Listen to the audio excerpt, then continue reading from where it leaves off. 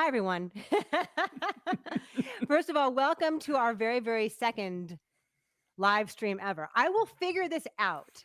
At some point, I really, really will. I'm a grown ass You're woman. doing great. It's fine. Hi, everybody. Thank you. Merry whatever you celebrate. Hi, Alex, Josh, Mike, Maria, Oscar, our friend at Boca Dios, Brent. Hello, everybody. Christopher. Thank God. Thank you for validating me and my lack of technical prowess. And thank you to we gotta say hello to Matt Jazz fan. Yes, So thank you, sweet. sir. Thank you for your kind donation. All right. So we'll take your questions. Alonso will share some thoughts. It'll be very, very exciting. Um, we have a few questions already, so let's begin with that. Let's Yeah. get right to those. Okay. It And Can be says one of my favorite Christmas movies is the 1951 Scrooge with Alistair Sim. Do you like it too? I do. I think it is probably well, maybe not. I don't. Who knows? It is many people's go-to Christmas Carol. I think Alistair Sim. You can pretty much generally acknowledge that is one of the great, if not the sort of pinnacle of screen Scrooges. I'm actually reading this really interesting book about the history of uh, Christmas Carol adaptations, like starting with magic box sort of shadow puppet stuff into the silent films, into talkies, into television, and yeah, he talks at great length about the Alistair Sim version. Yeah, it is considered one of the best. I mean, his performance is great. The adaptation itself is great. My personal favorite is probably still the 1970 Scrooge with Albert Finney, but and if you tell me that the Sim is your favorite, I'm like, and you're right. there is no wrong answer here. Absolutely. Well, there Thank might be a few, but not this one. And Yvonne asks, I watch Remember the Night with Fred McMurray and Barbara Stanwyck every year. Real snow. Mm. Bad girl redeemed by a welcoming family. Is it in your top 10 list? I've never made a top 10 list, but it's absolutely one of my favorites. Definitely one of the favorites of the ones that I had never seen before writing Have Yourself a Movie Little Christmas. It kind of disappeared for a while. Like it came out on VHS, there wasn't a DVD for a long time, and then TCM, bless their hearts, really kind of revived it and eventually put out a Blu-ray with Universal. And yeah, Remember the Night is great. It's written by Preston Sturges, directed by the great Mitchell Leeson. And yeah, McMurray and Stanwyck are terrific. If you only know them from Double Indemnity, you see them getting to play very different kinds of characters here. And yeah, it's a lovely redemption arc for this woman who you come to realize why she wound up the way she did when you meet her mother, and then when McMurray takes her home and she's welcomed into this warm and loving family. You get a sense of what she could have been and what she could still yet become. So yeah, it's a great Christmas movie. Matt Jazz fan, hello and thank you again. Hi, Alonzo, been a huge fan ever since the early TYT days. Oh, Oh, thanks. thank you. So long ago. Hot take, but in my opinion, a movie that doesn't get enough credit for being a holiday film is Mean Girls. The Halloween/Christmas scenes are just so iconic. What's your opinion? Yeah, I don't fight anybody about like what do you is this a Christmas movie? Is this not a Christmas movie? I think it's a very subjective thing. But yeah, absolutely. When you look at the iconography of Christmas movies, when people are showing just like sort of random clips, that talent show from Mean Girls comes up a lot. So Mm. I think absolutely it's in there, and it's interesting. This year we had the Lindsay Lohan Netflix movie, Falling for Falling for Christmas, Christmas. which did really great numbers for Netflix, according to Netflix. Whoever knows, I Lacey, believe them. yeah, Lacey Chabert's, is the new queen of Hallmark Christmas movies. I mean, she'd kind of snatched that crown from CCB in the last few years anyway, because her movies were generally higher rated than Ms. Beret's, but like her Haul Out the Holly did really great numbers for Hallmark. And then just last night, Jonathan Bennett starred in The Holiday Sitter, which is the first queer romance that Hallmark has ever done. And there's a Mean Girls reference in it. So he tells a Ah, dog, stop trying to make fetch happen. So, that uh, is funny. yes, it's That's a good line. clever. So I think we're building towards some kind of Mean Girls, unity, string theory that's going to come together. And I think we're going to get a Christmas movie maybe with all of them. Maybe throw in Daniel Franzese and Rachel McAdams. Like, let's make that happen.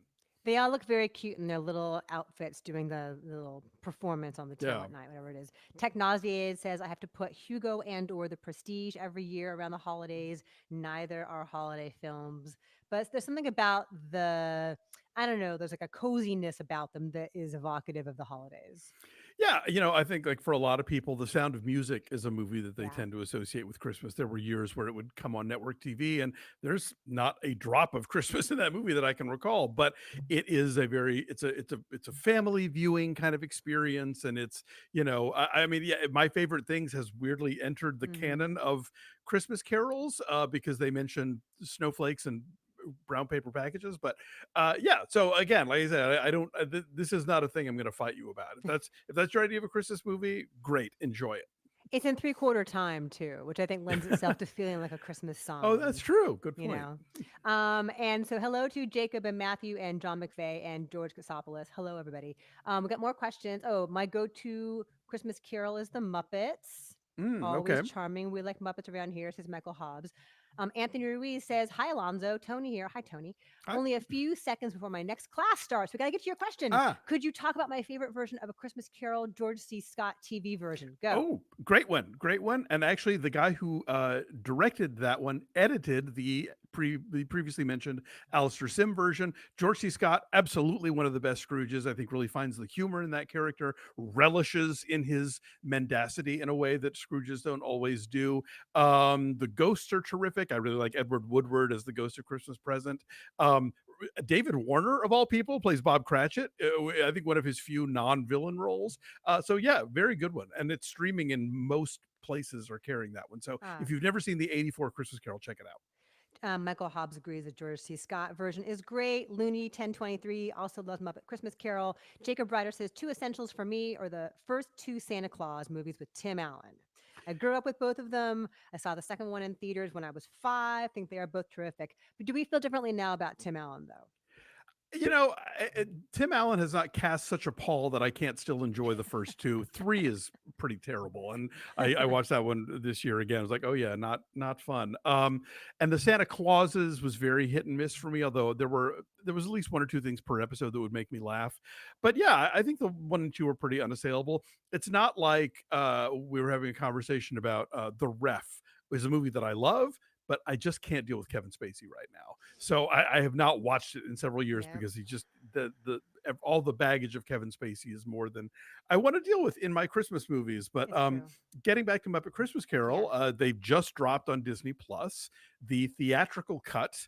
That includes the song that was removed from versions, and it's like "Where Love Has Gone," or I don't have that at my fingertips, unfortunately. But that was taken out of a lot of the home video and streaming versions because they thought that kids weren't down for it or whatever. But obviously, there's a groundswell of purists for Muppet Christmas Carol who wanted the original edit, and so now you can find it on Disney Plus. The director's cut Yes. of Muppet Christmas Carol. George Smith is a fan of your book, Alonzo. He Oh, says, thank you, George. my favorite section in your book, Have Yourself a Movie Little Christmas, available wherever books are sold, It is. is the chapter concerning the Christmas Carol adaptations. Have you Oh, seen great. any recent adaptations that have impressed you? Well, I mean, Spirited Hmm. isn't and is at the same time. It sort of functions in the universe of where these ghosts that come down to on an annual basis to find some person to reform. I thought that was pretty great. And also, there was a Hallmark movie this year called Ghosts of Christmas Always that also kind of operates in that sphere. That was above average for the stuff that they do. Um, and I haven't watched the animated one on Netflix yet. I'm kind of terrified to do so because the reviews have been really bad. The trailer did not look Oh, good, and they're repurposing the songs from one of my favorite versions, the 70 with Albert Finney. So I'm gonna get to it and see what it's like. I still haven't watched the FX one with Guy Pearce because I just heard it was super grim and I just haven't been in the oh. mood for it. So yeah, I don't know that I've seen any lately that really kind of changed the game. There's an interesting. I didn't get to this one in the book. I think maybe it came out the year after, or a couple years after. But they celebrating its 10th anniversary is a queer version called Scrooge and Marley, which just Oh. got an anniversary DVD out, and Like they're it. together, like they're a couple? They're not a couple, but the Scrooge character is gay, and he's played by David Pevsner, who's a lot of fun. I think Bruce Valanche plays the Fezziwig character. Hmm. It's it's worth checking out. Hmm. I think we answered Mike likes 45's question about the Santa Clauses on Mm. Disney Plus. We talked about that a Yeah, second ago. it's it was pretty hit and miss, but there were some things like I really enjoyed, like for example, Laura San Giacomo's cameo as La Befana. Just some little out of nowhere things that they got thrown in. It's like okay, that's funny. That's a cool idea. Mhm. But for the most part, it sort of feels like, did we need this? I don't know. Kyle Anderson asks, and I think I know the answer to this. What are your thoughts on Douglas Sirk's All That Heaven Allows? Oh, that's a great one. Hmm. I think that whole Christmas sequence where they give her the television is amazing. I love like the Cirque really like hyper sudsy Ross Hunter melodramas of the 50s are all really entertaining. You've got Hmm. that one and Written on the Wind and Magnificent Obsession and Imitation of Life, of course. Hmm. So yeah, All That Heaven Loves absolutely is that's a great Christmas moment. Jacques says, Season's greetings, beautiful Christy and Alonzo. Hello, beautiful Thank you. you. Likewise, back to you. Much love from Australia, says Rob Crosby. It is Wow. 7 a.m. here. Oh my gosh. Good morning. So nice Thank to you see for you. getting up with us. Oh my God, so nice. Hope you're having some coffee to wake up with us. And what are your favorite anti-Christmas films? Anti, like something Well, like Bad Santa, something like yeah, that, I'm maybe. Bad Santa, I think definitely qualifies. Like The Ref, I think in a lot of ways is Hmm. it can kind of sort of draw out what the worst of what the holidays are about. I There's a French movie that I love that is unfortunately not streaming anywhere in the US that I've been able to find, and the DVD is out of print. So if you track it down, grab it. It's a comedy called La Bouche from the 2000s. It stars Charlotte Gainsbourg and Emmanuel Bayard Oh. um, uh, the oh, I'm blanking. The actress who's the star of Romer's My Night at Maud's, which is also a Christmas movie. Françoise Fabian is in this one, and it is a dysfunctional family Christmas comedy, which is one of my favorite kinds of Christmas comedies. And it is on its face, kind of cynical about Christmas, but at the same time does allow the sense of family cohesion and reunion that we associate with Christmas movies, happens, but they just kind of get there in a different through a different path. John Nash says Eyes Wide Shut is my go-to Christmas movie. It's funny, I recall seeing Eyes Wide Shut, and there was such hype about it because it was the last Kubrick. Right. And I remember like what a flop it felt like at the time, and like what a dud, and like like it's this like shut in old man's idea of what's Well, naughty, But in and time, I've really come to love it. absolutely. They sold it at the time as like not only was it the last Kubrick film, but like it was going to really give us this insight on like Tom and Nicole's marriage or something, which Mhm. was not what it was. And I remember the first time I saw it, I was like, okay, this is all right, but I thought, but it's Kubrick, which means in Yeah. 20 years I'll be much more receptive to whatever's going on here, and I And here we was. are. Here we are. Yeah, and it's absolutely a Christmas movie. Like you go back and watch it, and it rivals Hallmark in terms of like there's not almost not a shot in the film that isn't crammed with some kind of garland or a tree or twinkle lights, or like with the exception of the orgy, which missed opportunity, I think, really to at least hang some mistletoe. um but In strategic places. Absolutely. But the rest of that movie is like so like you can't turn around without bumping into more Christmas stuff. Right, all those long tracking shots down the hallways, and like the walls are all illuminated with like twinkle lights, and Yes, yes. it's At snowing on Tom Cruise as he's at like Sidney walking Pollock's down the street. house, all that Yes. stuff, yeah. Teddy, hello Teddy, says can't help but think of The Sound of Music as a Christmas movie because that's when NBC aired it before home video. That's true. Every year, Yeah. Sound of Music and Wizard of Oz were like Annual events. appointment, yeah, before we could just watch things at our fingertips. That is true. It Can Be says The Holiday has become a cult film recently with Kate Winslet and Cameron Diaz. Do you like it as a guilty pleasure? For me, one thing I remember so well about The Holiday is how right it gets LA at Christmas, right? Mm. Because it's such a weird place. We don't really have seasons, although it was pouring rain all morning long here. But like what happens around the winter in LA is we have Santa Ana winds, and it's so dry and it's so windy. And so it doesn't really feel warm and welcoming, but there's like an unsettling vibe in the air when it's supposed to be cozy and quaint. Yeah, it is a good LA movie, as is Kiss Kiss Bang Bang, I think. Oh, yeah. I love that one. Just because there's like so much sort of we have to like not only do our own lights, but do our own fake snow, like the put down the cotton batting or whatever. There is that sense of artificiality that I think it gets really right. I'm not a huge fan of the holiday, but I get why people like it. I mean, it has all that Nancy Meyers cozy, Hmm. yummy kitchens and Throw cashmere pillows. sweaters and yeah, exactly that you want in a movie. So if that's your feel good holiday go to, I get it. There was actually, it was in the news this week. Apparently, there were these rumors swirling on the internet that the Holiday 2 was going to happen, and both I think Kate Winslet and Nancy Meyers had to be like, no, no, we're not. No one's doing that. So Yeah. Also, and what's so sad when I hear the Cinema Paradiso theme, I don't think of Cinema Paradiso anymore. I think of Jack Black pulling up in a convertible, blasting that. So he funny. does that. Tony Ruiz says one more thing. Christie's tree is divine. Thank you, Costco. Fake, but it's there and it's shiny. Oh well, And we're doing fake and shiny this year too. So Yes, Alonso, is there a universe in which Santa Claus the movie from 1985 could have been a good movie? I mean, if we've learned anything from Everything Everywhere All at Once, is that yes, there are clear Mhm. in the infinite numbers of universes, there's one where it worked, but this is not one of them.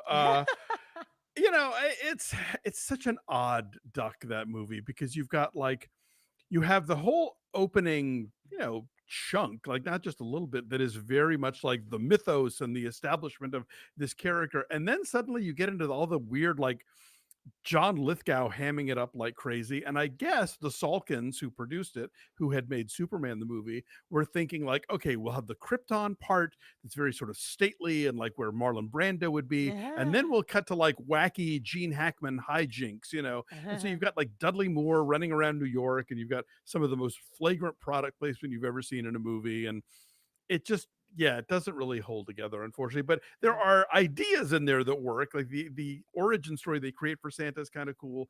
The way that like the elves, evolve in terms of like the industrial revolution coming to the North Pole. I see bits in it that are kind of cool ideas, but overall I think it's kind of a hot mess. I have a couple of quick little shout outs I want to give to our very generous friends. Our friend Oscar of Bocadillos, oh my goodness, hello, says, Thank love you, you sir. too. Keep up the awesome work. Big fan since the beginning. Top five is 8-Bit Christmas, Jingle Hmm. All the Way, Home Alone 1 and 2, Iron Man 3, and The Family Stone. Interesting mix. It's a big mix. Yeah, I like all of those too. I don't think I've seen 8-Bit Christmas, but I heard it was cute.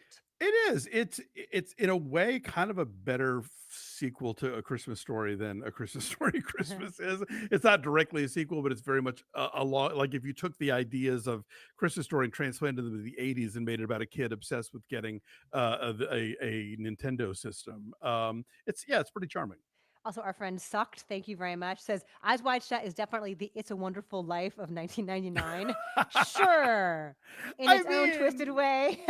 yeah, I have seen people talk about how like Tom Cruise's sex Scrooge in that movie, because he does go through everything to different versions, so it does offer you like the what's maybe happening in his head and then what's really happening, or like there's a lot of ways you can read that his journey. We have a question from Michael Tolan, and I wonder, is that the Michael Tolan? Either way, hello, hi. Michael Tolan asks, where does Kiss Kiss Bang Bang land on Christmas movies? We touched on it a little bit ago. Yeah, oh, it's one of my favorites. So fun. I think probably of all of the Shane Black related Christmas movies, and there are quite a few at this point. It's up there near the top of the list, if not at the top of the list. I think the comic timing is so great. The banter between Robert Downey Jr. and Val Kilmer and Michelle Monaghan.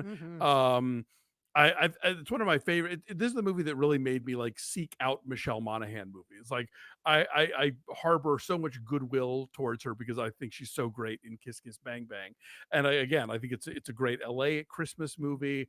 Um, I you know I have heard like young straight podcasters feel a little queasy about Gay Perry, the Oh. Val Kilmer character. I think he's hilarious. I think he's a great gay character, and I love how he's just constantly shooting down, Robert Downey's idea of what he's supposed to be doing, as a detective who does not know how to be a detective. Yeah, I'm a fan. He's Gay Perry. He's owning it. Absolutely. He's taking it Yeah. back. Stewie Milan says, Joe Pera helps you find the perfect Christmas tree is a yearly watch for me. It has a similar vibe to something like the Charlie Brown Christmas special. I absolutely love it. Do you know that one? I am still catching up on Joe Pera. He Okay. had a show on HBO Max that lasted a couple seasons, and it is very, it's like sweet but also very dry. It's almost kind of like if you took those Jack Handy bits from SNL and extended it out to like 20 minutes. It's hard to Oh, describe. You have to watch some of these, and I have not seen his Christmas one, but I will look for that one now. okay. Hi, Jonathan Caro. You were asking, what is y'all's favorite Christmas movie after your publication of Alonso's novel, Have Yourself a Merry Little Christmas? What is a movie that maybe you didn't feature in the book from 2010 until now that Oh you, man, yeah. so many. Like I believe me, if anybody ever wanted to do volume two, I could fill it up easily. Like Arthur Christmas came out right after my book came out, which I'm a big fan of. Um, the horror movie Better Watch Out, I like a lot. Happiest Season, I'm a fan of. Mhm. Um, and then weirdly enough, I've also gone back and discovered older movies that I just didn't know about when I wrote the first book. Like there's a British film from the 50s called The Holly and the Ivy, Mm. with Michael Redgrave, Oh. that is dynamite. And I had just completely had gone under my radar. And it's another one that like it started to surface on TCM in recent years. I think Kino put out a Blu-ray a couple years ago. So yeah, there's plenty out there. It's I just scratched the surface with that first book. So many. And then one thing I want to ask you when we get through everyone else's questions, maybe Okay, it may be down there somewhere, but it's regarding the proliferation of all the Hallmark stuff, all the Netflix mm, stuff. But I want to get to our friends' questions sure. first. Okay, Brent Madison asks, John Waters did a Christmas album. He needs to make a Christmas movie, or is he done directing movies? Any thoughts? Can you imagine a John Waters Christmas movie? There should, I hope, be one Yeah. day. He wrote a film a while ago called Fruitcake, that he's been trying to get made for some time. And I actually just went to the John Waters Christmas event here in Los Angeles, and somebody asked about it, and he said he still holds out hope that he's going to be able to make it. He is currently in pre-production on his next movie, which is based on the novel that he recently put out called Liar Mouth. So Oh, yeah, he is directing again. good. So hopefully after Liarmouth, he gets to do Fruitcake because I've read Fruitcake and it's really good. And so Good. I hope he gets to make You are plugged in. it. You got the network there. Liam Dally, hello, season's greetings. Been a fan since What the Flick. Thank you so Thank much. you. I love Christmas movies like Krampus, a very Harold and Kumar Christmas, and recently Violent Night with more of Yes. their harder edge to them. Yeah, so these are some of the anti-Christmas movies, kind of that one of Yeah. our other friends was asking about. And those all also fall in the category of movies that came out since the book came out that I would totally put into a second book. Indeed. Oh, Alex M. How about Phantom Thread as a Christmas movie? Yeah, I think of that as a New Year's movie New too. Year's, yeah, the New Year's scene is the one that pops for me. But again, that like you get into that area of like, is one significant Christmas scene enough to make it a Christmas movie? And I'm dealer's choice on that. Do you think Hustlers is a Christmas movie because there's that scene where the strippers all exchange gifts? Then it is. I put Female Trouble in my book, and it's only really got one. Speaking of John Waters, only one big Christmas scene, but it's an iconic one where Divine throws the tree down on her parents for not buying her cha-cha heels. So it's very subjective. Very justified in that Yeah, they action had it there. coming. Yes, Reed Sturdivant. I watch Amadeus each year at Hmm, Christmas. I have no idea why. Again, I think it's like there's a coziness to those interiors, right? Like sure. it's a chilly movie in a lot of ways, and it's an intense movie, and it's not a comforting movie at all. But like it's the setting and the So many production candles. design with a lot of candles and beautiful music, so that feels Yeah. kind of Christmassy for sure. Yeah, Brian Rector. For me, it's White Christmas, Preacher's Mm, Wife, and if I want to mix it up, Tangerine. That is an nice. excellent LA Christmas movie. Absolutely. That is Another like hyper local because that gets a very specific intersection of LA, correct? Highland and Santa Monica and Highland. San Yes, Monica Highland, where yeah. Trejo's Donuts is. Like that's not just Yes. LA, that's like a very specific intersection. Definitely. Yeah, definitely one of the great LA Christmas movies. Definitely one that I would put in a new edition. Yeah, all of the good lists. Those are all fun. Yes. Technauseated says, I actually like the 2019 BBC A Christmas Carol with Andy Serkis and Guy Pearce. Yeah, Have you seen that? that's the one I was talking about. Oh, I It see. aired on FX Oh, here. I see. Okay. Yeah, I was kind of looking forward to it, and then I just everything I heard about it just made it sound so grim. I was like, do I want Yeah, that's to? what you did mention that. But I one of these days I need to just give it a look and see what's up with that. Suck it up and do it. On the game says, "Hey y'all, have we had the inevitable Die Hard mention yet?" No, we're 27 minutes into this thing, and no one has said the words Die Hard. So thank you for being the first. All right, let's talk about this because this was a joke I think for a long time. Like Die Hard is a Christmas Yeah. movie, but walk us through the evolution of that, Okay. please. I think that it's funny when back in like 2009 when I was writing the book and I would ask people about Christmas movies, I would almost everybody would be like, and in our house, Die Hard's a Christmas movie. And I'm like, yeah, of course it is. Like I've always thought it was. And when I first saw it in the summer of 1988, I was like, this is a Christmas movie. It is set entirely on December 4th. It is set at a 24th. holiday party, and the fact that or the 23rd, whatever it is, it is Yeah. set at a holiday party, and the fact that it is a holiday party is key to the entire plot of why there's so few cops around, why there's so few little traffic in the streets. It is about a husband and wife who are reconciling at the holidays. It is gift wrap plays a key role in the denouement of the film. Mhm. There is holiday music throughout, and the wife's name is Holly. Like I don't know what else people need. And as one of the hosts of Tis the podcast says, it mentions Christmas more times than Jingle Bells does. That's a really good point. Looney 1023. I think the new Little Women can and should count as a Christmas movie. Yeah, all Little Women adaptations have very Yeah. important scenes set at Christmas. The opening where they give away their oranges and sausages and all the stuff to the struggling family, and then later when Beth is given the piano, like those are both iconic Christmas moments. Yes. Reed Sturdivant says Bad Santa. Yeah, for sure. And that's Yeah. like I think one of the main kind of edgy ones that folks go to. And I think people have been trying to recreate the magic of Bad Santa with like bad teacher and bad grandpa and just Right. bad moms. Like just put the word bad in front of something and it lets you misbehave and be drunk all the time. And you'll recall we had a big disagreement about Bad Santa 2 and whether or not it was any good or not. I don't remember liking it. I think I felt You like hated it. yeah. Okay. Well, there you go. Even better. Abel Valencia, do you think Freeform slash ABC Family are underrated in TV Christmas movie department? I am always pleasantly surprised by theirs. Yeah, they've kind of taken themselves out of the game of late. I think, like, if you look at the 25 Days of Christmas, it's just like a lot of reruns of The Grinch and, Nightmare Before Christmas or whatever. But in their moment, absolutely. Like, I think is it the 12 Dates of Christmas, the one with Melissa Joan Hart and Mark Paul Gosselaar, is one of the great sort of like Christmas movie Groundhog Days, which Hmm. every network has done at least a couple of them at this point. Like that's a real perennial lately. So yeah, no, I think absolutely. I still haven't watched Holiday in Handcuffs, but I know a lot of people swear by that one. My podcast co-host Ray Clark says I want to remake it as a horror film and not change a word of the plot of the script. That's how weird that movie is apparently.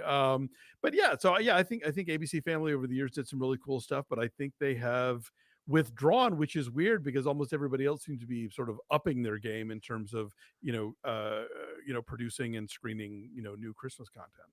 Looney says Brett Goldstein is a big Muppet Christmas Carol champion. I Yeah, love he the is. I love the contradiction between Roy Kent and what And he's Brett really like, Goldstein. because when he smiles, like it lights up the room. He's just adorable in real life.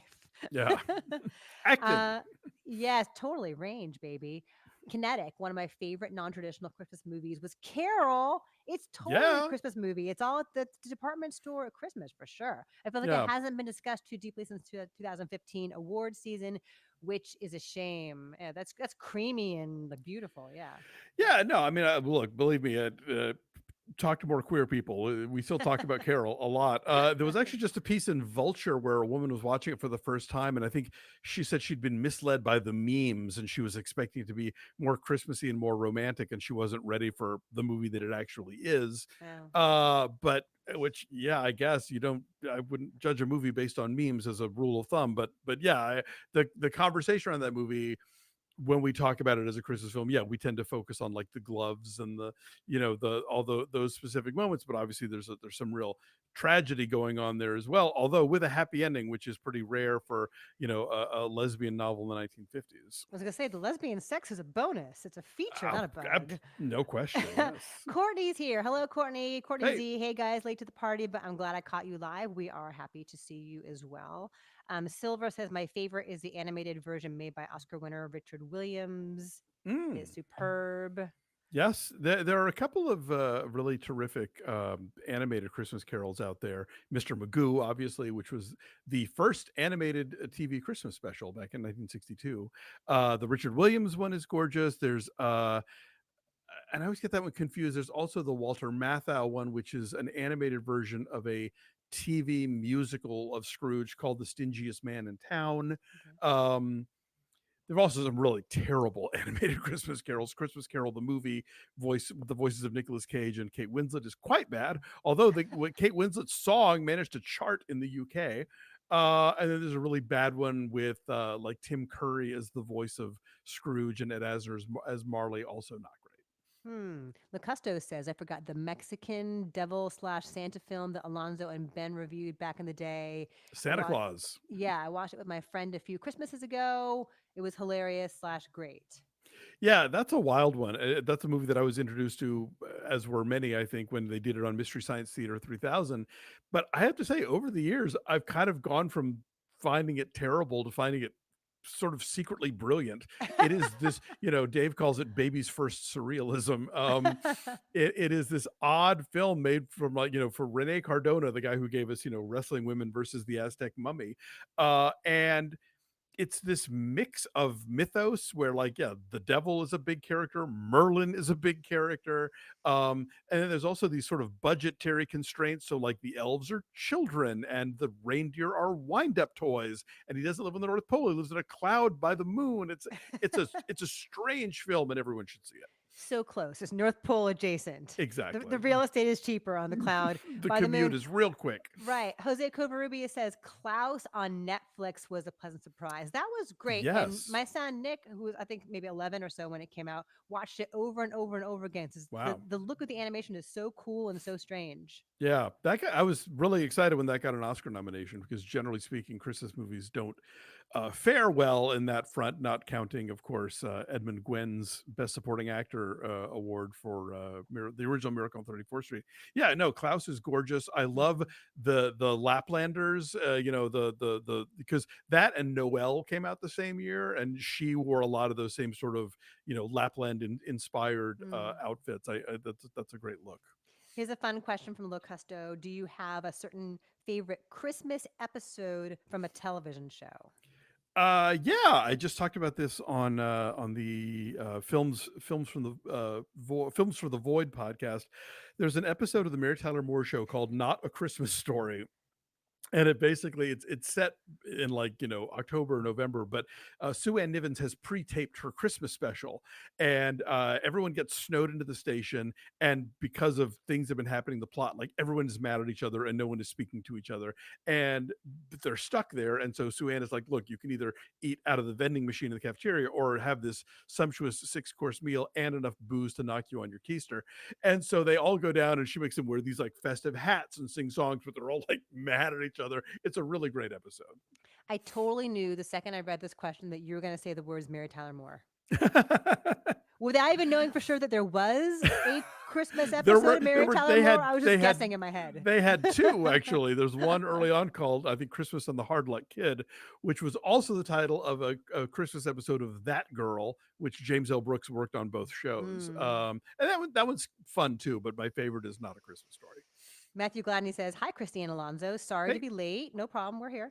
I was wondering if you had seen the new Christmas with the Campbells movie.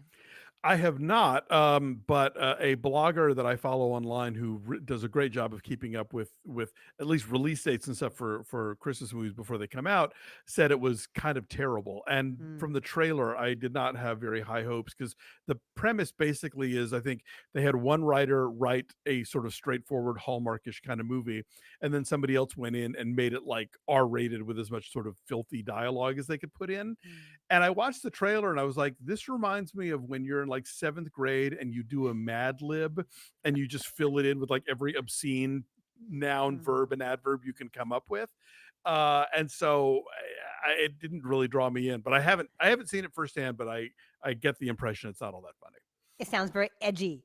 Mm. Jacob Ryder says the Polar Express is one I watch every year as well. The animation is very distracting at times, but there are elements of it I think do work well.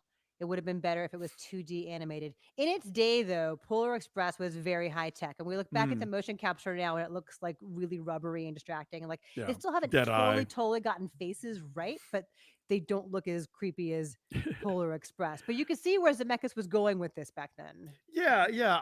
I'm not a big fan of that one, but I have encountered a lot of people who grew up on the Polar Mm. Express. So, like, if you're about like 30 now, and that was a movie that you would saw as a kid, and it stays with you, I totally get it. Maybe it falls in that was it great or were you eight category. I'm not super into it. I love the book that it's based on, but I think that it's so hard to, and we've seen it time and again, where like how do you take a 25-page children's book and expand it into a feature film. I mean, Jumanji works, and it's actually the same author, Chris Van Allsburg. But yeah, not the biggest fan of Polar Express. It's I remember because Zemeckis did that, and then he did the Jim Carrey animated Christmas Carol, which also I think is kind of rubbery and dead-eyed. And then Avatar came out, and, and I wrote the line in a review that, for IFC.com. I said one imagines Robert Zemeckis watching Avatar with a look on his face, not unlike F. Murray Abraham hearing his first Mhm. Mozart concerto in Amadeus. Yes. That's good. And Because good, yeah, good timing. Yes. And we're seeing the Avatar sequel tonight. So yes, they'll have a review of that tomorrow. Courtney says, I just watched How the Grinch Stole Christmas from 2000 last night for the millionth time. My boyfriend likes it, but it's just mediocre to me. I feel like I'm the only one who feels that way. Is that the Ron Howard that's the Ron one? Howard one. Not a fan. I join Alonso you in agrees. that. Yeah, that I hated that movie when it came out, but I was again in my 30s already, and I think that's one that if you grew up with, you have more fondness for. I Hmm. think obviously the Chuck Jones, TV special from the late 60s is genius, and you can't really improve on that. I did surprisingly like the Illumination feature from a couple years ago with Benedict Oh, Cumberbatch. right. I Yes. thought they found a way into how do we expand this out into 3 acts or whatever, and make a feature out of it. And I thought the humor landed. I liked a lot of the visual ideas, the way they the three dimensionality of Whoville. I thought was really cool. So it's not like it's untouchable that you can't Mm. do this material. I just don't think the 2000 version works. Yeah. It can be, says Elf. Yes, indeed. Yeah, Elf is fun. Elf is infinitely quotable for sure. yeah, it earns its status as a modern classic, no Very question. much so. Dylan Murray, hola, happy to be here. Hola, I Dylan. don't. JB says, love you too. Sneaking off at work to watch for a moment. Please don't get in trouble. We're not No, worth it. Keep your job. on the DL. This will be posted later, we promise. Black Christmas 1974, Great says one. Ramon C. Yeah, that's a very influential film in a lot of ways. I think when people look at Halloween as the film that sort of launched the slasher wave and the slasher tied to a holiday wave, and it did. Obviously, I'm not taking anything away from John Carpenter, but Bob Clark did get there first, and the idea that Bob Clark's filmography encompasses both Black Christmas and A Christmas Story, that's range, baby.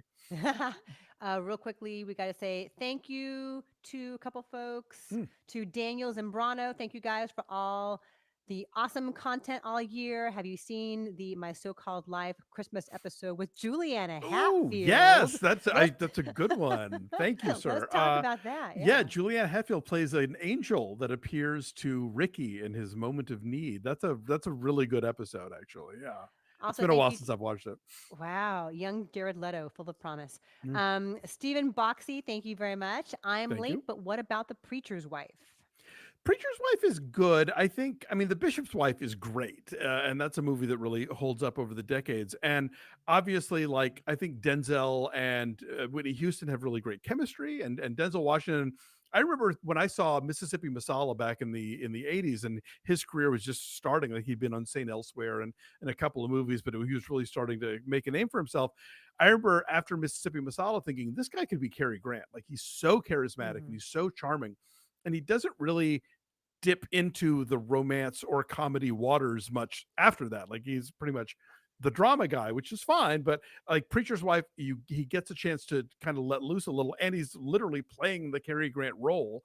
Um, I wish the movie were tighter. I don't think it's structured as well as it could be. It sags a lot, and I think that if a black filmmaker had made it, there would have been more of a sense of specificity in the world of the black church where the film is set. I think Penny Marshall doesn't quite nail that in the way that, like, if Casey Lemons had made this movie, Mm. for instance. But obviously, if you want to see a movie where Whitney Houston sings gospel, like, I mean, you could do worse with your holiday, you know.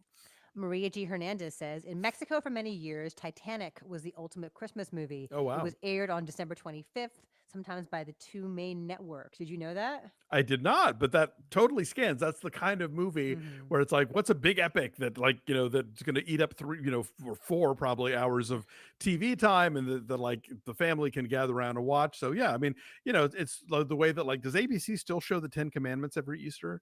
Because that was a thing for a Oh, long time. Every Easter they would pull that one out. that's true. Yeah, I can see Titanic though. There's like a comfort to the ritual of returning to that Mm. annually. Yvonne Wakowitz says, "Which Christmas movies do you watch every year?"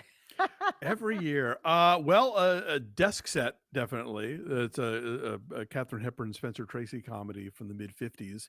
Gorgeous CinemaScope, written by Nora Ephron's parents, Henry and Phoebe Ephron. And it's about sort of the dawn of the computer age. So of course the computer in this case is the size of a room, but it's got a great Christmas party in it, and it's very fun and colorful, and great Hepburn Tracy banter. So that's one I watch every year. I watch It's a Wonderful Life every year. I watch White Christmas every year. I generally watch the Albert Finney Scrooge every year, and then beyond that, it's sort of like, yeah, kind of reach into the DVD closet and see what grabs me. Yes. Dylan Murray says, "Have you seen a Christmas? Is it Cluster Funke? Is it like? Cluster Funk. It's not like Tobias Funke." No, I mean, they don't. Nobody says it that way in the movie. Okay. Yeah, that was I think would have been a great, like, 45-minute TV special that kind of wears out its welcome as a 90-minute movie. But Mm, basically, it is the kind of the airplane of Hallmark movies, in terms of they just mm. they make fun of all the tropes and stuff. And it's Anna Gasteyer and Rachel Dratch. And there's a lot that's really funny in that movie, but I wish it were, again, like, that could be much tighter, because there are moments where, like, okay, we get it, we get what we're doing here. And like with Airplane, you have to sort of build an actual plot, yeah, as the skeleton, and then hang all the Right. jokes off of it. I don't think it quite pulls that off as It well as it sounds like it might have. gets stretched out quite a bit. He A says, little bit. and Dylan says he worked on it here in Oh Vancouver, wow, BC. So that's very cool. cool. George Kosopoulos says, "Hi, Baxter, my fellow Boston Terrier owner, George out there. I don't know if you can see him. He's snoozing on the couch. Maybe he'll pop his little furry head up." Nice. Um, Rodrigo Heredia Cuellar says, "Hello from far cold Barcelona. I love Oh wow, Barcelona. I went there hola for my Rodrigo. Hola. I went there for my 5-year wedding anniversary. It was awesome. I Nice. love Barcelona. I've been a huge fan since What the Flick. Thank you so much. My Christmas movie is still Die Hard 3. Is that also a Christmas movie? I don't. Die Hard 2 Oh, is. okay. Maybe that's what he means. Question: Who is the coolest Santa? Hugs, hugs. Abrazos para ti también. Who is the coolest Santa? I'm a big fan of. I mean, it depends on what our definition of cool is. Like, I think Paul Giamatti is great in Fred Claus, which is a movie that I don't love, but I love Giamatti in it. I think, David Harbour, I think, immediately joins the list of Hmm. most badass Santas. The two Kurt Russell Christmas Chronicles on Netflix, I think he's a really that's an entertaining take on the character. So those are some recent favorites, and, like, I mean, Edmund Gwenn is always going to be, the OG. Yes. Art and Card says, "Hello, Christy and Alonzo. You both Hey, impressed me to no end. Thank you so thank much. you. What is the draw to A Christmas Story? I have friends who swear by it and own a leg lamp." It's A Christmas Story has gone through this really interesting evolution over time, I think, because when it came out in 1983, I think it was very intentionally meant to sort of puncture the idea of holiday nostalgia. Like, it was sort of meant to be like, okay, you remember this sort of Norman Rockwell version, but here's what was really going on, Mm, for better or for worse, and sort of humanized this idea of this kind of dappled American Christmas the way we think about it.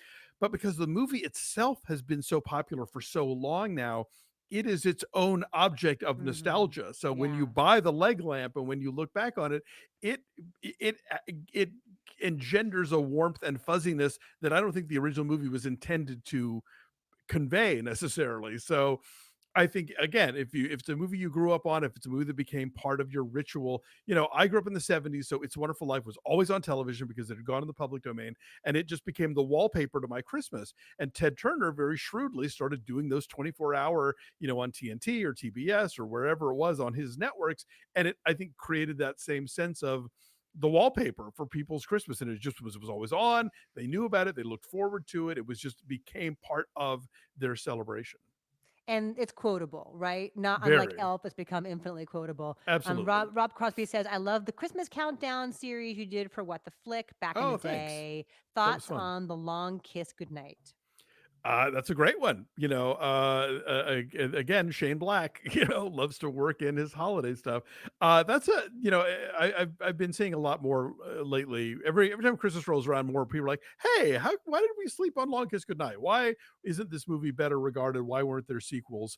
But yeah, it's a lot of fun, and Gina Davis gets to play like this perfect sort of like sweatery Susie homemaker, and then badass international assassin, and again like gets to they really work the Christmas stuff in both in a visual sense but even plot wise, like she fills a doll with gasoline as a weapon. Brad Smith says, "Big fan of you guys ever since TYT days." Thank Thank you. you, Brad. Alonzo, what's your favorite Christmas horror movie? I love Krampus. The creature design and sound design are both amazing. Cheers. Yeah, I like Krampus a lot. That's a lot of fun. The Bob Clark Black Christmas, of course, I think is great. One from a few years ago called Better Watch Out. That I think is pretty. It's suspenseful and it's funny and it's kind of a take on how much of a sadist was Kevin from Home Alone. So I think it digs into that interestingly. Christmas Evil is Yeah. cool and very unsettling. It's John Waters' favorite Christmas movie, Oh. but it's very creepy. So yeah, those are probably my favorites. Skate Alex 2 says, "Hey, hey, hey, hey to you. Hey, Javier Ramos recently watched the 2006 remake of Black Christmas and thought it was good fun. Despite how gruesome it was, it does fall apart at the end, though." yeah, I'm not the biggest fan of the 2006, but again, I'm so not a horror guy that like my opinions in this realm should barely be paid attention to. I thought the 2019 one was really fun, but I have to, always give the caveat that my friend April Wolf co-wrote that movie, Right. and she co-hosted Who Shot You with me for years.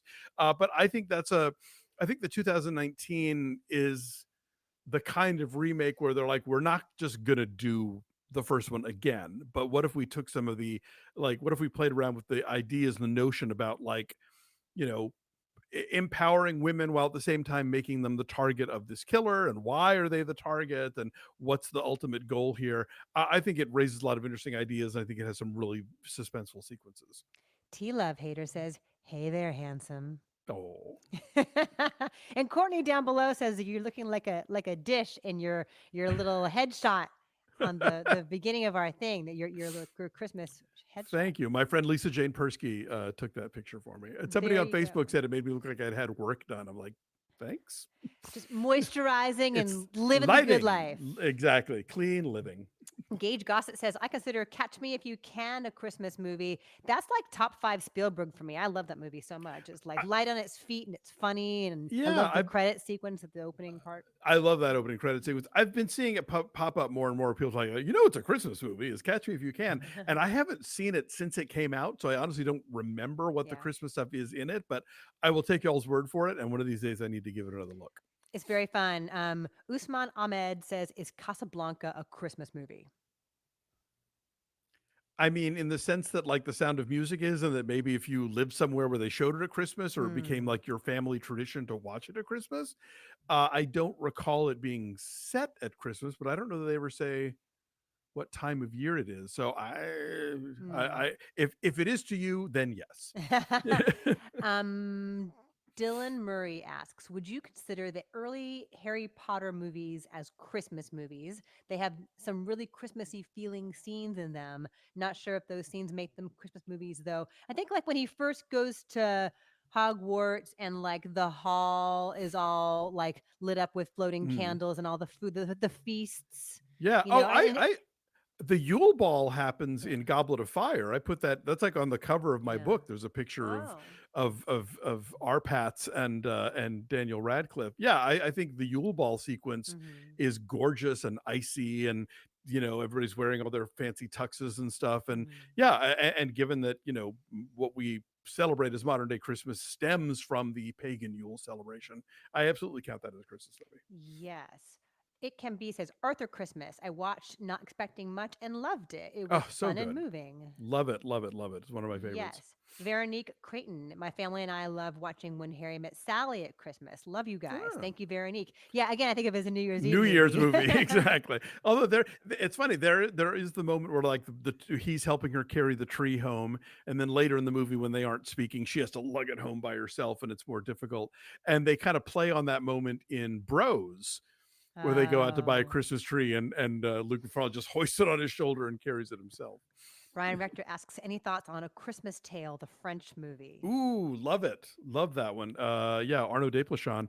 I'm not a fan of The Family Stone, but I think if you're going to watch a movie about a sarcastic family and a mother dealing with health issues at Christmas time, watch A Christmas Tale. That movie's got it going on. Yeah. Home Alone 1 and 2, where did they fall on your Christmas movie rankings? Asks Skate Alex. Well, I don't rank, so not an issue. I was 24 when Home Alone came out, so I was not its target audience, and in fact, had never seen it until I started researching the book. I Mm. was like, oh, I have to include Home Alone. It's hugely popular and Yeah. people love it, but I've never seen it. So I finally sat down and watched it, and I was surprised at how moved I was by the stuff with the neighbor, Kevin's relationship with the old guy who he thinks is scary and then discovers isn't. I found the slapstick like so intensely like ouchy that I, kind of Brutal. took, yeah, it kind of took me out of it a bit. But like again, it falls in that category of if you love it, I know why, and I understand why, and keep loving it. But I was not a kid when it came out, and as an adult, it didn't really grab me. Macaulay Culkin has to defend himself. He is the titular Home Alone. He is Home Alone, yes. Mark Asias says, hi, hi, love all of this. What's Thank your you. thoughts on the Miracle on 34th Street remake, please? It's a stalwart in our family, and on a rewatch recently, it's pretty hard to beat. Cozy painting lighting. Yeah, I mean there's a lot that works with this is the John Hughes written remake in the 90s with Mara Wilson and Sir Richard Attenborough. I like where the movie is going for a certain nostalgia slash timelessness, especially like in the costumes. Like Mara Wilson dresses like Barbara Stanwyck. Like she's always wearing these pea coats, and it's Elizabeth Perkins and Dylan McDermott. Like it's very. There's an attempt to make them look not super 90s, in the way that they dress. I think there are aspects of that movie that work really well. I think the stuff with the rival toy company has not dated very well at all. Say hi, Dave. Hi, Uh, Dave. I see him there. um, so yeah, it's not my favorite, but I love the original, and so for me, that's the one that can't be improved upon. But like the scene with the girl who speaks in ASL and Santa can communicate with her is Oh. it gets me every time. But I think the scene where Santa talks to the refugee girl in Dutch is as good, if not better. So Michael Tolan, who may or may not be Michael Tolan, asks, fellow angsty Gen Xers, is Less Than Zero the ultimate Gen X Xmas movie? There's a lot of different kinds of snow in that movie. there is indeed. Yeah, that one's in my book. It's funny. Nowadays you can just buy red and green M&Ms, but when that movie came out, that was not a thing. And so when they have the Oh, giant bowls of it, it's like, oh, that's some art direction there. And it also is like that's exactly the kind of thing somebody in Beverly Hills would do is like make the housekeeper pull out all the red and right. green M&Ms and put them in a bowl. Yeah, that's a very Christmassy movie. And again, I think Sure. in the list of sort of movies about what LA looks like at Christmas time Mhm. and how we have to sort of fake it because we're not in a snowy climate. You know, I would like to see more southern hemisphere Christmas movies. There's a handful of Australian ones that have made it to us. There's a Chilean one called Cola de Mono from a couple years ago that I liked quite a bit.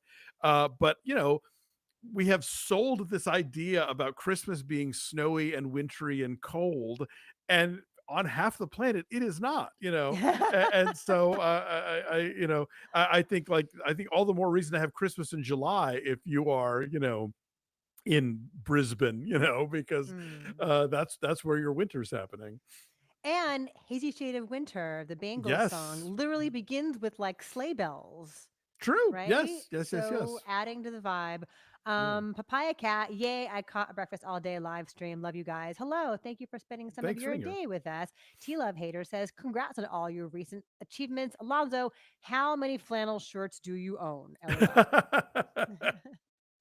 Not as Spent many as you would think, but I tend to wear them over things so you don't notice. Like today, I'm wearing my vintage Santa T-shirt. Dancer Hall says, did anyone mention Gremlins as a Christmas Oh, movie? great LOL. No, one. we've Yes. not. You're And one of the first. great Christmas horror movies too. I forgot about that one, but absolutely. Yeah, I mean, Joe Dante's stated purpose was to unleash a monster movie in the middle of It's a Wonderful Life, and so he creates Mhm. this beautiful, idyllic, Christmassy small town, and then out come the Gremlins, and yeah, it's a fun balance of tones. Although I worked in a movie theater the summer that came out, and man, there were parents who were upset with their very crying children who had come to see, you know, Steven Spielberg presents, and were like, "What is this?" They're super cute and furry at first, though. Like you At can see their first, confusion, and then some idiot feeds them after midnight and gets them wet. You know, it's not the gremlins' fault that they get ugly. no, no, not at all. Thank you to Sean Blandford. Thank you very, very much. It says, Thank you. hi, Carol is my Christmas movie to watch, even though it's not what one would consider to be rewatchable. Is there a Oh, Christmas film that wouldn't be considered as traditionally rewatchable that you see every year? And some folks have mentioned along the way on the chat that like Titanic gets played in Mexico, or Sound of Music, for example. yeah. I disagree that Carol is not rewatchable. I think that's, you know, with all of Todd Haynes' stuff. I think there's always new things to glean from each viewing. You know, again, I think a lot of people wouldn't necessarily think of Called Desk Set a Christmas movie per se, but it does have a very memorable Christmas sequence in it, and so it's one that we fire up on the Blu-ray player every December. I have totally lost my place in the chat. I apologize. You guys are No worries. so sweet to chime in. You have so many good questions and so many good thoughts, and I'm searching back now. What was your question that you wanted to ask me while you're Oh looking for new yeah. ones? So like, these Hallmark movies, there is Hmm. such a proliferation of them. There are Yeah. just so many of them. Like I saw that um Rachel Reviews tweeted like, I've already seen 200 or 100 Christmas movies. I'm like, girl, how do you have that many hours in the day, first of all? But like, secondly, like there are just so many. And as the parodies point out, they all look essentially interchangeable. So, and then they're not the only ones doing it. You got your Netflix, you got your ABC Family, you got your formerly known VH1, as your Gap. Ion, Like, your Bounce, your Up. Yeah. right. Like, have we long since reached mass saturation on this? And I how do don't you think keep we. track of them all? And can I, anyone watch them all? Yeah, I don't know who watches them all. I'm gonna be looking at them well into 2023. Sleepy Kitty Paws is Yeah. the Tumblr account I was talking about earlier, which does a really great job of Mhm. tracking all this stuff. Has been posting this bar graph on Twitter, and like 2015, there were something like 50 new Christmas movies, and now there's like almost 250 new Christmas movies just on TV and streaming. It's insane, but I think they wouldn't exist if there wasn't like ratings numbers and ad numbers to back it up. And apparently, like, you know, like Hallmark in the fourth quarter of the year becomes the most watched non-news, non-sport cable network. And they do their best numbers during that time of the year. They do the best demos of, you know, the women 18 to 49, whoever it is they're trying to hit at that time of year. And I think other networks wouldn't be doing it if it wasn't paying off for them as well. And so clearly advertisers flock to this kind of Mhm. stuff, and they're getting eyes, or they wouldn't they wouldn't do it, and so I think at some point if we see the numbers start going down, then yes, we'll know we've reached Yeah. saturation point. But it's just been this climb every season where they do more and more of them, and yeah, I have long since given up on trying to keep up with all of this content because of course it also coincides with our busiest time of year as film Sure. critics. So but yeah, these they wouldn't no one's doing it out of the goodness of their heart or because they love Christmas so much. They're doing it because it is lucrative. Because it fuels the economy of Vancouver. Absolutely. Where would BC be without Xmas? um, Matthew Schufreider, my friend every year argues whether or not Love Actually is a Christmas movie or a holiday movie. Are they the same thing or different? I mean, again, these are sort of subjective considerations, but I mean, Christmas is so baked into Love Actually. They're telling you the whole time, 5 weeks until Christmas, 4 weeks until Christmas. You have so many subplots that are specifically about Christmas, whether it's Bill Nye trying to get the Christmas number one, or about like the Christmas pageant that the kids are putting on, or the gift that Alan Rickman is buying. I mean, like Christmas is very much baked into the whole thing, and so people have specific ideas about what constitutes a Christmas movie and what doesn't. I Yeah. mean, I've heard one rubric being like the Linus rule, that like there has to be a discussion about the true meaning of Christmas or whatever. Like, well, a lot of these movies don't do that. I think a Yeah. lot of these movies operate in a very kind of secular space. And I think, in a lot of other countries, including the UK, Christmas is this festival that is only barely, if at all, religious. And so I think Love actually reflects the way that we celebrate Christmas in terms of entertaining and decorating and exchanging gifts and all that kind of stuff. And it doesn't necessarily have to be about the birth of baby Jesus. Right. Like I think the notion of reconciliation in general, like Yeah, redemption, redemption. forgiveness, cozy reconciliation, like that Yes. feels very essential to Yeah, any of the these like movies. families gathering together in the hopes that this year they're going to have that conversation that finally clears up the long-standing disagreement and enmity that exists in the family, that kind of thing. That's what we get out of these movies. I love this question from Sad Queer JPEG. Sorry if this question has been asked already, but what are some of your favorite unconventional Christmas movies? Elle and Mommy Dearest are some of mine. I love the Christmas and Mommy Dearest because it's so messed Yes. up because she like trots them out as props and like Yeah. makes them give their toys away. Yeah. Yeah, if the original radio broadcast, they do a very very good job of recreating it. It's nutty. Um I like Metropolitan a lot, Mm, which just aired on TCM, so I guess they're thinking of it as a Christmas movie now as well. But that's when it's set during debutante season in New York. But Whit Stillman talked later about how he got like $1 billion worth of art direction free from the city of New York because you just see like all the decorations and how mm, gorgeous the city is at that time of year. The Lion in Winter is set entirely over Christmas. With the Peter O'Toole, Catherine O'Hepburn sort of medieval family drama. mhm. That's I think not necessarily on people's list. Eyes Wide Shut is I think the granddaddy of that at the Yeah. moment. Less than Um, zero, which we mentioned a little bit ago Listen, too. yes, yes. So there's a lot of them out there where Christmas just kind of sneaks up on you, but it's not necessarily the way they're marketing it. Now, here's a good comment here. Papaya Cat says, "Wasn't there a Family Ties episode that was just Michael J. Fox being visited by ghosts on a super Yeah. minimalist set? Did I dream this?" There was, in fact, yeah. I think most sitcoms, if they're on long enough, do a Christmas Carol / It's a Wonderful Life episode uh, where people like learn the true meaning of Christmas or don't, as in the case of the Married with Children version. you'll like this one from Andrea Gilly. I also like to watch on Christmas The Umbrellas of Cherbourg. Ooh, yes, that is a Christmas ending that hits right in the yeah. That's a good one. Yes. Swedish chef wants to cook Big Bird in a Muppet Family Christmas, but the bird charms him. Fraggle Rock, Sesame Street, Muppet Show, Muppet Babies, they're all there, says Yeah, Aaron Carr. I've never seen all of that one, and I know that like there are varying cuts that are floating around because it aired once, and then there's some copyright thing that has kind of kept it from being released on home video. But for a lot of people, this is like annual tradition for them. Do you know this special at all, Christy?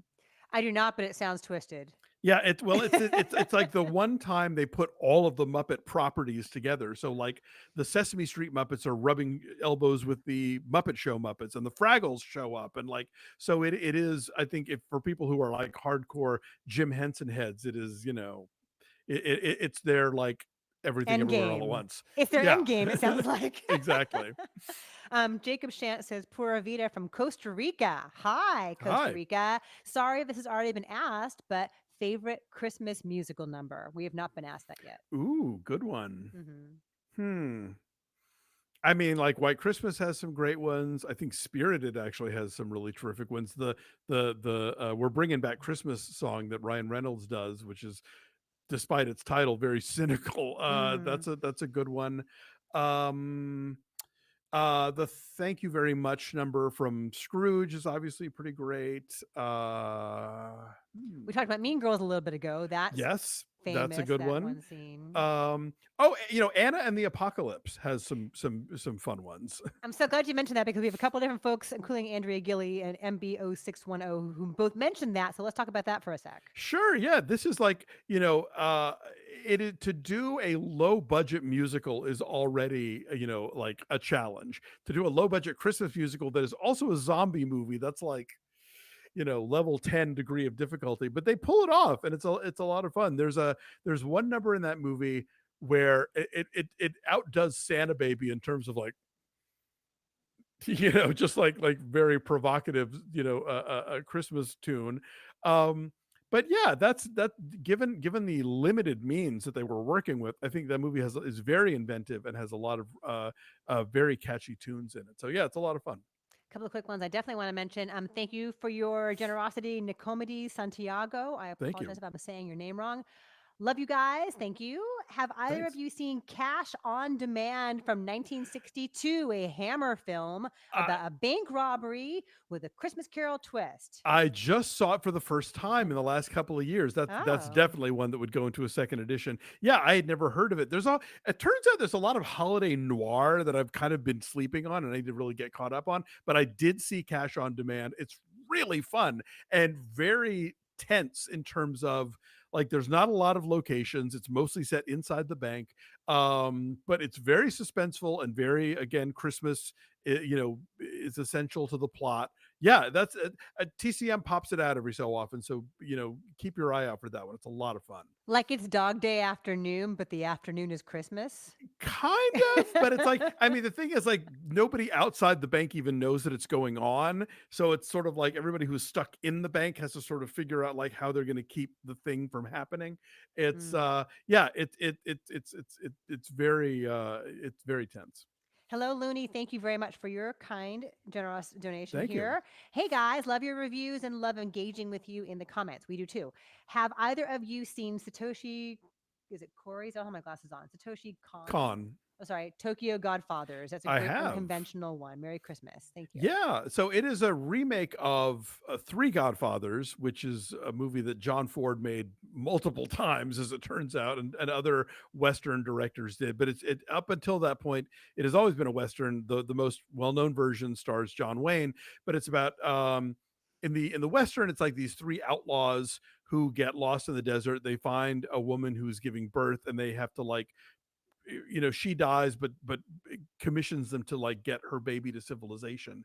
And so even though like they're on their last legs and trying to survive, their main effort becomes about keeping the baby alive. And Tokyo Godfathers moves the story to contemporary Tokyo. It's an anime, and one of the characters is trans, and in fact, a trans actress. I think Shakina Nabak is her name. She was on that NBC show Connecting. Oh. Does the English language voice of the trans character? It's really beautiful, and it's a fun Christmas movie. Tony Semchuk says, I have a theory that the best and most powerful Christmas movies were ones made in the post war period, like 1944 to Yeah. 58. What are your thoughts on that? Definitely, and we that comes up a little in the TCM, sorry, the CNN special rather, "Tis the Season," which just aired. Which, if y'all missed, I don't know if they're rerunning it, but you can get it for like $3 on Amazon Prime. But yeah, like Ben actually, I think does the quote about how there is that post-war period where we were sort of trying to Hollywood is trying to kind of redefine what it is to be American and trying to sort of re-embrace these values, after like the chaos and craziness of the war period. Because like you'll look at a movie like Christmas in Connecticut, which is a romantic comedy that begins with a troop ship being sunk by a U-boat. Like, and that in 1944, that could be your initiating incident of a wacky farce. But Mhm. yeah, then when you get to the post-war period, you've got like It's a Wonderful Life and Miracle on 34th Street, and It Happened on Fifth Avenue, and all of these really great movies that are uh that have stood the test of time. And I think you're right, there is something about that period where people were really trying to sort of reestablish the home front, and not just sort of the coziness of family life, but also the kind of the generosity of the public square, and Mm. our relationships to each other, and the way that we have to sort of take care of each other, which I think really is very much in line with what Christmas movies at their best can be about. Right. Everything is so fractured. You want some sense of stability and normalcy, and like Christmas can bring Absolutely. that. Yeah. That makes sense. Michael Schufrider asks, favorite Christmas commercial. Do you have one of those? I grew up in the 70s with those Andre ads that had the Carol of the Bells, Andre for the holidays, deen diddling, deen diddling. You know, um, so that's a favorite of mine. There have been, like the adverts that the British department stores and Mm. grocery stores have done in recent years have gotten really elaborate. There was one a few years ago for, I'm forgetting which one now, but it's an animated, this little animated short film done to the song Somewhere Only We Know, and it's about Oh. this rabbit and the bear and their friends, but the bear always misses Christmases because he hibernates, but the rabbit gives him an alarm clock as a gift so he can wake up and see all the other animals on Christmas. And it's very sweet. John Lewis, I think. It's That's a really great one too. Thank you, Lewis Cook, for your kind generosity. He says, Thanks, Lewis. hello to you both. I've been a fan since What the Flick. Thank you for that. Thank you. Sorry if you've already covered this, but what are your thoughts on A Charlie Brown Christmas? We literally, in an hour and 13 minutes, have not covered A Charlie Brown Christmas. That's how rich this topic is. True. So your timing is great. I mean, it is a TV special. I am a stickler about separating TV specials from movies, but I'll allow it. Yeah, I mean, Charlie Brown Christmas is a game changer, and it's that classic thing of like they didn't think it was going to work. It was thrown together very quickly. The network, when they watched it the first time, they didn't like it. They didn't think the jazz music was appropriate for children, and obviously it has become a staple. So yeah, it's very minimalist in a lot of ways, but I think at the same time it says something about you know this notion that we're all supposed to automatically be happy and know how to celebrate Christmas and have these certain emotions at Christmas time, and not everyone does, and sometimes you have to sort of figure out what it means to you. And I think I like the kind of ambiguity of that. What I love about the best of the Peanut specials is that it captures what's so great about the Charles Schultz strips, is that while this is about children, they have very adult concerns, and they talk about being depressed. They talk about stuff in a way that you don't necessarily expect out of an 8-year old. But I think that's what makes it something that you read on one level as a kid, but then it stays with you when you're an adult, that he's really digging into these sort of, deeper emotions. And that's certainly reflected in the Christmas special. For sure. Christopher Felipe says Bridget Jones's Diary. Yes, because they both show up at the party in like stupid Christmas sweaters, and that's Yes. how they first spat and spar with each other and they bond. And I'm sorry, they're jumpers, right? Jump, In yes, the ugly Christmas jumper. so that would Yeah, for definitely sure. count. That is a movie where, again, you might not think of it as a Christmas movie per se, but it has a key segment set at Christmas, and so it's one that you'll carry with you into the holidays. LFC Aaron points out one we've also not gotten to yet, which is Christmas Vacation. Ah, yeah. He Uh, rewatches that the most, he says. Nice. Another one I had not seen until writing the book, Oh, and not my favorite, but again, it falls in that category of like, if you love it, I know why you love it, and you're right to love it. But yeah, I think it's definitely one that has become iconic over the years, and uh, I would say this is maybe sounds weird, but I think it's the movie that gives us the most depth of who Clark Griswold is and why he is the way he is. I think Mm. that scene in the attic where he's watching the home movies, it's like you understand why he is chasing that sense of perfection, that sense of like family unity, and he's always trying to sort of force it into being. Like that's kind of the joke of the vacation movies, is that he is just hell bent for leather to like create these moments, and rather than let sort of things just sort of unfold, he's going to make it happen. um and I think that a lot of people feel that pressure at Christmas time. It has to be Hmm. memorable, it has to be warm, and it has to be, all of this stuff. And we drive each other crazy trying to like, have the dinner be just so, and the decorations and all the stuff. And it's like you have to sometimes just kind of like take a deep breath and let the holiday take you where it's going to take you. And often the things that we wind up remembering the most are the things that are disastrous, or that just were that happened spontaneously that nobody had planned for. That's true. There's so much pressure to get it all right on this one day of the year, and like that nervous energy carries into so many of these kinds of movies that we're talking about today. Yeah. Daniel Zambrano, thank you very much. He Thank asks, you. Alonzo, have you ever seen the Christmas episode of El Chavo del Ocho? It's somehow heartbreaking. It wrecked all of Latin America yearly when I was growing up. Do you know what that is? I do not know this series, but I will now Okay. hunt it down. Yes, for sure. And then a question. Let's just do a couple more Okay. because you guys all have places to be. I'm sure we love having you here, but we got stuff to do certainly. Stony the Woke asks Alonzo, "Where's your love for Christmas movies come from?" And I was going to ask you too. That's a really good question. Yeah, I think it's that I love Christmas and I love movies. That's the kind of the easy answer. I mean, I grew up in a household where my mom was a big movie fan, and we would watch like movies on TV because I grew up in the sort of pre-VCR, pre-cable era. I didn't have either of those until I was like in high school. So as a kid, I would read books about movies that my older brother had bought and came home from college with, and then like look through TV Guide and see what was coming on. And it was the kind of house where like, if Notorious came on, for instance, be like, all right, drop everything, we're watching this. Mhm.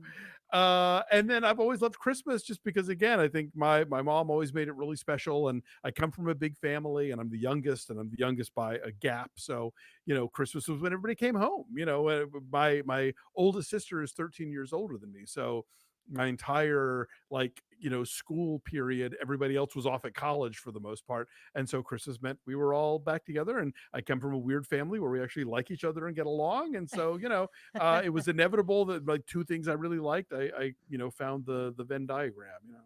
We have very different childhoods because I'm an only child, and like yeah, Ah, like we had a Christmas tree, and like it was cool and special. But I have fine Christmas memories, but nothing sure. that is like warm and important. And we don't have like rituals or anything. Like we just put up the tree. But like my mom and dad would wait until I got home from college for Christmas on like December 21st or 22nd and go schlep out to the tree lot and like get whatever the Whatever was crappy left. crappy tree was that was left. So um That's any why I love thoughts? like Yeah. sorry, the Fanny and Alexander has a great Christmas sequence, and I think so much of what I love it that it is this big full house and boisterous people eating and drinking, and that's sort of what Christmas is for me.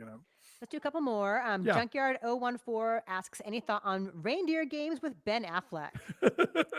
I've actually still never seen it, but I hear I've always Oh. heard terrible things, and I love John Frankenheimer, but Hmm. I think that was one of those Harvey Weinstein movies where he kind of like got his mitts on it and re-edited it. So uh, it's on the list. I need to get to it.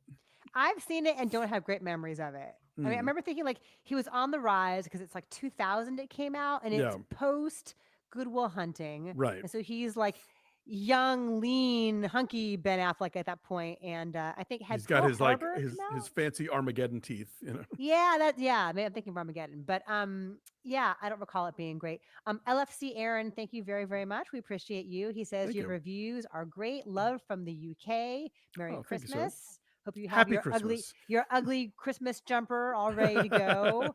And let's do one more. Stephen D. Which Christmas movie do you like better, Lethal Weapon or Die Hard?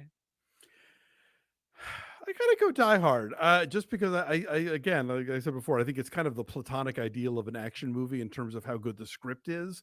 Like it's so tight, and like the bad guy's plot makes such sense. Like it's Hmm. a brilliant scheme, and the character work is so good, and it's just so well put together, and I think it's more Christmassy than Lethal Weapon, although Lethal Weapon certainly does incorporate a lot of Christmas stuff. Again, Shane Black. And I think more indelible in the culture as a Christmas For sure. movie, for No sure. question. Michael Tolan informs us this is not the Michael Tolan you are looking for, but Michael Tolan would say that. Whichever Michael Tolan you are, we're thrilled you're here. Thanks to all of you guys. This has Thanks, been y'all. so much fun. We will definitely do more of these. We're going to do one between Christmas and New Year's once a lot of you guys have had a chance to see Glass Onion on Yes. Netflix. We're definitely going to do a live discussion of Glass Onion to go into spoilers. Let us know in the comments if there are any topics that you would like us to do more of these kinds of talks on because they're Yeah. so much fun. We will maybe do something around top 10 list time, maybe something around Oscar time. Mm-hmm. Oh, Golden Globe nominations came out today. Ooh. Is this important? Do you care? About Golden Globes, yeah, not at all. So we'll talk about that tomorrow during news. So thank you to Veda and Teddy and Aaron and Michael Tolan and Papaya Cat, Dorothy. Thanks so much to all you guys. It's Thanks, been such a y'all. pleasure, and thanks for taking time out of the middle of your day to spend some time with us. So Merry Christmas, happy Merry everything. Christmas and happy holidays. We'll see you soon. Now I got to figure out how to end this thing. I barely figured out how to start it. Now I I got to believe figure in out how to you. end it. I You will can get always this just. figured out, I guys. know you will. You will. Thanks all. Bye. Bye. End. I hit end. Woo. And now I'm going to go